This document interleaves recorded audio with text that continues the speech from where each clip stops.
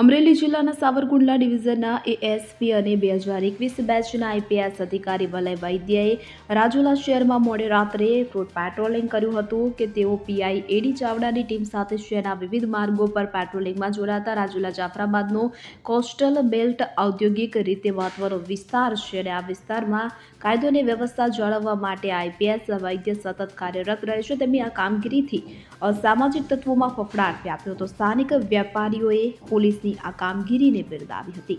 Bureau report CN24 news. હવે જુઓ દેશ દુનિયાની તમામ ખબરો તમારી આંગળીના ટેરવે. ઉઠાવો મોબાઈલ અને Google Play Store પરથી ડાઉનલોડ કરો અમારી CN24 ન્યૂઝ મોબાઈલ એપ.